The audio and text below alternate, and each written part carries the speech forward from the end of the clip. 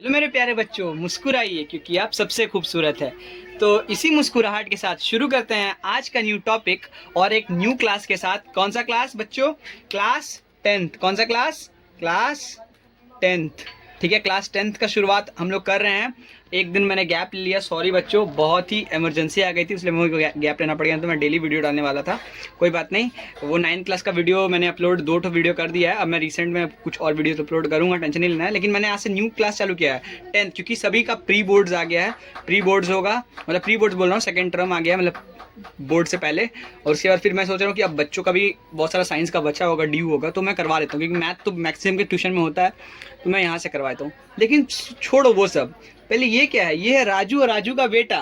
राजू और राजू का बेटा ये क्या है? तो चलिए देखते हैं।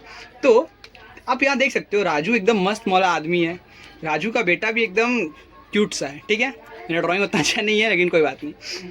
तो देखो, राजू का जो हेयर है ना वो एकदम करली है, ठीक है, और उसके बेटे का भी हेयर करली है। ऐसा कैसे हो गया भाई? ये कैसे हो गया? तो ज़रूर ये होगा कि बोलते नहीं है बचपन से हम लोग कि इसका इसका बाल करली है, इसके पापा जैसा है, होगा इसके पापा जैसा, इसका जेनेटिक्स है। क्या है? जेनेटिक्स। क्या बोलते हैं हम लोग? जेनेटिक्स। तो इसी का हम लोग स्टडी करने वाले हैं। किसका? जेनेटिक्स का। इसी के स्टडी को बोला जाता है the study of genetics is known as क्या? हेरिडिटी। क्या बोलते हैं इसको हम लोग? हेरिडिटी। ठीक है, तो हेरिडिटी हम लोग समझने वाले हैं। ठीक है, तो मैं 1 मिनट इस पूरे को मिटा के आपको मिलता हूं। तो बच्चों, हम लोग को जैसे पता है हेरिडिटी क्या, मतलब स्टडी ऑफ जेनेटिक्स किसको बोलते हैं? हेरिडिटी को। ठीक है, ये समझ में अपने को आ गया। अब कभी कभी ऐसा भी होता है, जैसे एक इंसान है, उसका बाल है स्ट्रेट, उसका बाल मान लो स्ट्रेट है, मैं स्ट्रेट बाल तो बना नहीं सकता, ऐसे एकदम टाइप का एकदम स्ट्रेट बाल है, लेकिन उसके बच्चे का जो बाल है ना, उसका जो बच्चा है उसका बाल कर्ली हो गया। इसे ये आदमी एकदम मस्त है, ये भी एकदम, थोड़ा इसको बड़ा कर देते हैं, आदमी लगे ये, और ये बच्चा है उसका। ठीक है, उसका बाल कर्ली हो गया, लेकिन इस आदमी का बाल क्या है? स्ट्रेट है। ऐसा कैसे हो गया? यहाँ पे कुछ चेंजेस आ गए। ऐसा क्यों हुआ? तो यहाँ पे हो गया वेरिएशन। क्या आ गया बच्चा? वेरिएशन। वेरिएशन मतलब कुछ चेंजेस आ गए। ठीक है, तो वेरिएशन क्या होता है? जिसमें जैसे ही कुछ उस जो हेरिडिटी है उसमें ठीक से, मतलब उसका जेनेटिक्स इसमें ठीक से नहीं जा पाया, उसका हेयर का जेनेटिक्स इसमें ठीक से नहीं जा पाया, तो इसके अंदर क्या आ गया? वेरिएशन। ठीक है, सो क्या बोलते हैं? वेरिएशन। क्लियर? ठीक है, अब हम लोग नेक्स्ट चीज पे आते हैं। 1 मिनट। नेक्स्ट चीज जो है ना, कि ये सब का खोज किसने किया था, ये सब बताया किसने कि ये कैसे होता है, क्या होता है, कैसे क्या? तो इसका जो खोज किया था ना, वो एक साइंटिस्ट ने किया था, एक ऑस्ट्रियन। 1 मिनट। एक ऑस्ट्रियन मॉन्क ने। किसने किया था? एक ऑस्ट्रियन मॉन्क ने। उनका नाम क्या था? Gregor Johan Mendel. Johan Mendel, इन्होंने किया था। जिन्होंने किस चीज के सहारे से किया था पता है आपको?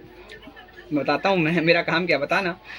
छीमी के मदद से। छीमी मतलब क्या होता है? P plant. क्या होता है? पी। पी मतलब जानते हो? छीमी, या फिर मटर बोलते हैं बहुत जन, हरे मटर, हरे हरे मटर, ऐसा होता है हरा मटर, अंदर में जिसका क्या होता है? छोटा छोटा दाना होता है मटर का। छीमी जिसको हम लोग ऐसे खोलते नहीं है, पपड़ी जैसा निकलता जाता है, उसके बाद ग्रीन रंग का होता है, वही ठंडे के टाइम में जो मिलता है वही। तो ये होता है छीमी। इसको मैं लिख देता हूँ हिंदी में, छीमी। छीमी क्या? छीमी। तो इसके ऊपर एक्सपेरिमेंट किया था किसने? मेंडल ने। इसके ऊपर दिखाया था कि देखो, एक इन्होंने, मैं बताता हूँ अभी आपको शायद समझ में ना आए, इन्होंने 2 तरह का लिया था। एक लंबा छीमी लिया था, मतलब एक टॉल, और एक डॉर्फ। एक डॉर्फ मतलब एक नाटा छीमी। ठीक है, और उनका उस दोनों के बीच का क्या कराया था? क्रॉस कराया था। क्या कराया था? क्रॉस। क्रॉस मतलब होता है दोनों के बीच में ब्रीड हुआ था। क्या हुआ था? ब्रीड। ठीक है, बहुत अच्छे। अब इन्होंने इसी के ऊपर बताया कुछ चीजें। क्या क्या बताया? कुछ टर्म्स बताए, कुछ फैक्टर्स बताए। क्या बताए? कुछ फैक्टर्स बताए, जो जिसके ऊपर क्या बन गया? Law of inheritance. Law of inheritance, sorry inheritance बोल रहा हूं, इनहेरिटेंस। क्या बना? इनहेरिटेंस। ठीक है, लॉ ऑफ इनहेरिटेंस। ठीक है, लॉ ऑफ इनहेरिटेंस इन्होंने ही दिया था। किन्होंने दिया था? और क्वेश्चन में आए कि लॉ ऑफ इनहेरिटेंस किसने दिया था? तो जोहान मेंडल ने दिया था। ठीक है, और इन्होंने बहुत कुछ के बारे में बताया। जेनेटिक्स किस वर्ड से आता है बताओ? जीन से। किससे आता है? थोड़ा बताओ। जीन से। जीन का टर्म भी इन्होंने ही दिया था। किसने दिया था? जीन का टर्म किसने दिया था? जीन वर्ड का टर्म भी दिया था जियोर्ग जोहान मेंडल ने। तो इनका बहुत बड़ा रोल है और इनको फादर ऑफ जेनेटिक्स भी बोला जाता है। क्या बोला जाता है? क्वेश्चन में आ सकता है, who is known as the father of genetics? तो क्या है? Georg Johann Mendel. याद रहेगा? Very good, Georg Johann Mendel, याद रहेगा? Very good. चलिए अब आते हैं हम लोग नेक्स्ट टर्म पे, जो है टर्म्स इन हेरिडिटी, जो आपको आना ही चाहिए, बिना उसके आप ये चैप्टर ही समझ नहीं पाओगे। ठीक है, वो आज हम लोग खत्म कराएंगे। उसके बाद नेक्स्ट वीडियो जो होगा उसके ऊपर हम लोग क्रॉस करना सीखेंगे, कैसे हम लोग क्रॉस करने वाले हैं। ठीक है, बहुत अच्छा। अब मैं आपको टर्म समझाऊंगा, उसका डेफिनेशन बताऊंगा। डेफिनेशन आपको खुद लिखना है, ये डेफिनेशन लिखने का जगह नहीं है, आप देख ही सकते हो। मैं आपको डेफिनेशन बताऊंगा, आप नोट डाउन करना, मैं बस उसको बोल दूंगा और उसको समझा दूंगा। ठीक है, रेडी हो जाओ। ठीक है, कॉपी वॉपी निकाल के रेडी हो रहो सब। ठीक है, चलो बढ़िया, कोई चूहे को मार के नहीं खाएगा। चलो ठीक। तो बच्चों अब आते हैं कुछ जेनेटिक टर्म्स के बारे में जानने के लिए। क्या कुछ जेनेटिक, अच्छा मेरा लग रहा है इंक खत्म हो गया है, एक मिनट।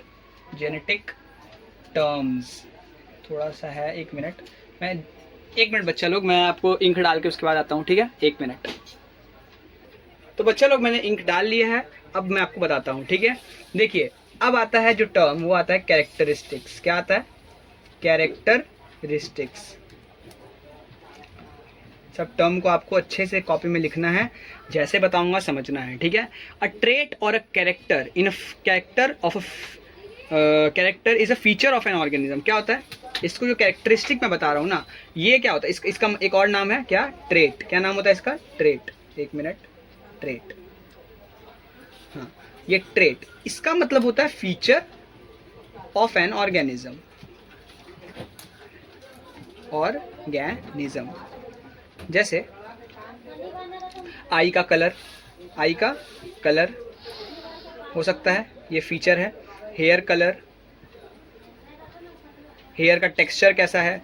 स्मूथ है, कर्ली है, किसी चीज़ का भी हेयर का टेक्सचर, आई कलर, ये सब जो भी है ना, टॉल, डॉर्फ, ये सब क्या है? ये सब कैरेक्टरिस्टिक है, मतलब एक चीज ऑर्गेनिज्म का क्या है? फीचर है।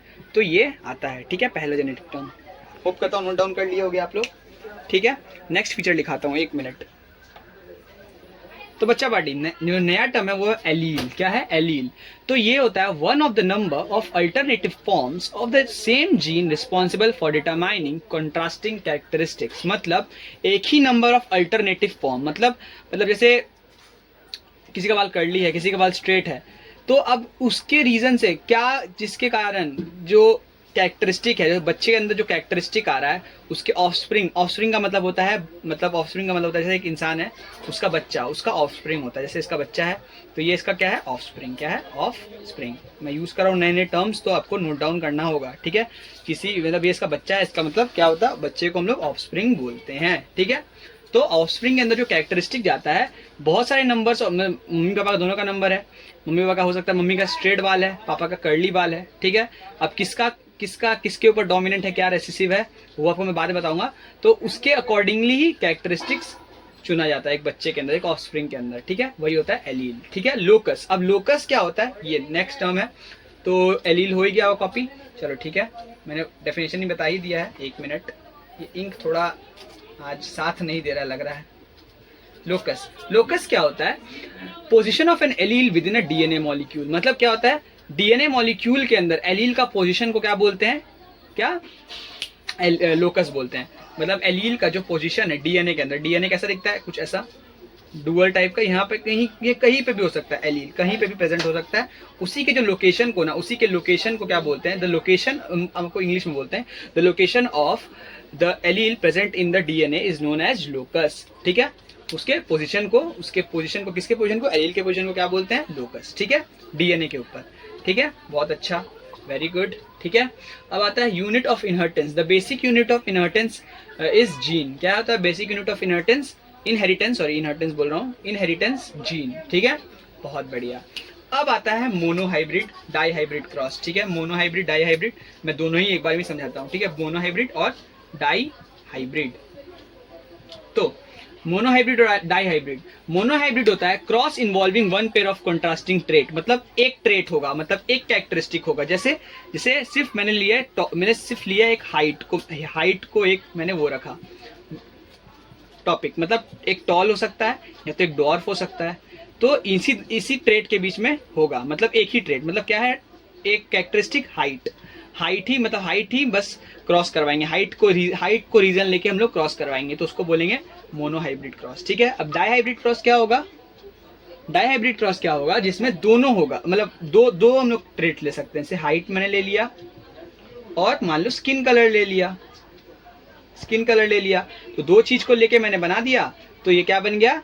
दो चीज में हाइट भी ले सकता है, हाइट में क्या हो गया? टॉल डॉर्फ, स्किन कलर हो गया, एक हो सकता है फेयर और एक हो सकता है डार्क कॉम्प्लेक्शन, तो ये क्या हो गया? दो चीज के कारण, तो इसको हम लोग बोलते हैं डाईहाइब्रिड क्रॉस। और इसको बोलते हैं, इसमें सिंगल क्या होता है? इसमें सिंगल ट्रेट होता है, इसमें डबल ट्रेट होता है, मतलब इसमें दो पेयर होता है, इसमें एक पेयर होता है। ठीक है, बहुत अच्छा। 1 मिनट बच्चा लो, मैं इसको मिटा के आपको मिलता हूँ।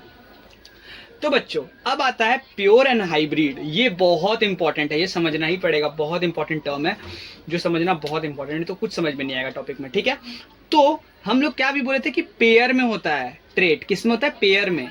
ठीक है, पेयर में होता है, मतलब जैसे एक हो सकता है टॉल, अगर मेरे को प्योर टॉल दिखाना है ना, तो मेरे को हमेशा क्या करना पड़ेगा? टॉल हमेशा याद रखना डोमिनेंट कैरेक्टर होता है, मतलब ये हावी होता है। रेसेसिव मतलब होता है जो दब जाता है। ठीक है, तो टॉल हमेशा हावी होता है, और जो डॉर्फ होता है ना, वो हम लोग इसमें दिखाते हैं छोटे छोटे टीम में, जो रेसेसिव होता है, जो दब जाता है। तो ये हो गया प्योर, क्या हो गया? Pure dwarf. ठीक है, अब दोनों का जब क्रॉस करवाएंगे ना बच्चा, तब क्या होगा कि अगर हो सकता है हम लोग को इस मोड़ पे आना पड़े, जब टी और एक छोटा टी हो जाए, इस कैरेक्टर को बोलते हैं हाइब्रिड। लेकिन क्योंकि टॉल डोमिनेंट है, उसीलिए इसका कैरेक्टरिस्टिक्स कैसा होगा? ये जो बच्चा होगा, ऑफस्प्रिंग होगा, वो भी टॉल होगा, लेकिन कैसा टॉल होगा? वो हाइब्रिड, प्योर टॉल नहीं होगा, वो हाइब्रिड टॉल होगा। ठीक है, ये हमको मैं जब नेक्स्ट क्लास पढ़ाऊंगा ना, जब और अच्छे से पढ़ाऊंगा तब और अच्छा समझ में आएगा। ठीक है, तो इसी को बोलते हैं हाइब्रिड और इसको बोलते हैं प्योर। ठीक है, तो ये प्योर क्या हो गया? जिसमें दोनों जो है ना कैरेक्टर, ये जैसे जो दोनों टी है वो कैपिटल है और इसमें दोनों टी स्मॉल है, तो ये प्योर डॉर्फ है और ये प्योर टॉल है। ठीक है, जब क्रॉस हुआ तो ये जो हाइब्रिड बना, लेकिन वो भी टॉल होगा क्योंकि ये डोमिनेंट है और ये दब चुका है। ठीक है, समझ में आया? बहुत अच्छे। प्योर और हाइब्रिड, कोई दिक्कत? Very good. चलिए, तो डोमिनेंट और रेसेसिव क्या होता है बच्चों? डोमिनेंट जिसने दबा डाला, किसको? मतलब रेसेसिव को दबा डाला। मतलब अगर WWE का मैच होता है ना, तो एक जन के ऊपर हावी पड़ जाता है, तो डोमिनेंट मतलब होता है जो जिसके ऊपर हावी हो रहा है, मतलब जो हावी हो रहा है।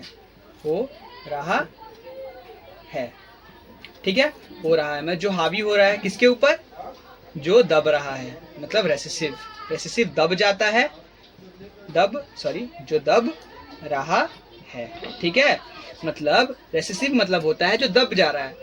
मतलब जैसे मान लो मैंने आपको सबसे पहले क्या एग्जांपल दिया था? राजू का, जिसका बाल कर्ली था, उसके पापा जैसा, तो उसके पापा का बाल डोमिनेंट होगा उसके मम्मी के बाल के ऊपर। उसके मम्मी का बाल हो सकता है कर्ली भी हो सकता है या फिर स्ट्रेट भी हो सकता है।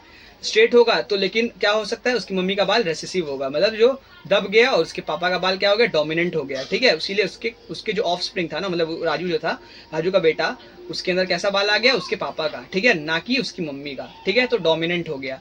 क्या हो गया? डोमिनेंट। समझ में आया? जो हावी हो गया और उसका ऑफस्प्रिंग में उसका झलक दिख गया। रेसेसिव मतलब जो दब गया, जो दब रहा है। ठीक है, मतलब जो दब रहा है और जो हावी हो रहा है या फिर दबा रहा है। ठीक है, सिंपल सी बात है। क्लियर? बहुत अच्छे। नेक्स्ट पे आता हूं मैं, इसको मिटा के। ठीक है, लास्ट दो टर्म जो है ना बच्चा, वो है होमोजाइगस और लास्ट है एक हेटेरोजाइगस। ये दोनों नोट कर लो। और जो टर्म्स अगर मैं छूट भी जा रहा है ना, 2-3 टर्म है, वो मैं आपको जब टॉपिक उसका करवाऊंगा प्रॉपर, तो मैं आपको उसको समझा दूंगा। ठीक है, होमोजाइगस और हेटेरोजाइगस जो है इंपॉर्टेंट टॉपिक है, तो मैं आपको बता देता हूँ। ठीक है, ये इंपॉर्टेंट है। क्या है? इंपॉर्टेंट। स्टार मार्क दे दो इसमें। ठीक है, होमोजाइगस क्या होगा? होमोजाइगस जब एलील्स जो है ना, क्या है? एलील्स क्या है? जब आइडेंटिकल हो। क्या हो? आइडेंटिकल। एलील्स आइडेंटिकल हो तब होगा होमोजाइगस, और एलील्स जब क्या हो? डिफरेंट हो, तब क्या होगा? हेटेरोजाइगस। क्या होगा? हेटेरोजाइगस। ठीक है, एलील्स मतलब आपको मैंने बताया था क्या? जिसके कारण कैरेक्टरिस्टिक आता है, टर्म, मतलब जो एलील मैंने आपको बताया था टर्म कि बहुत सारे फॉर्म्स होते हैं एक जीन के अंदर, लेकिन जिसके कारण उसका कैरेक्टरिस्टिक डिफाइन हो उसको एलील कहते हैं। तो अगर एलील्स जो है आइडेंटिकल हो तो होमोजाइगस, एलील अगर डिफरेंट हो तो हेटेरोजाइगस। ठीक है, तो यहाँ तक अगर क्लियर हो गया तो बहुत अच्छी बात है। और थम्स अप भी दे देना एक वीडियो में, मतलब लाइक भी कर देना, सब्सक्राइब कर देना चैनल को, शेयर भी कर देना इस वीडियो को। और बस आज के इतना ही, जब तक के लिए टाटा, सी यू, लव यू गाइस।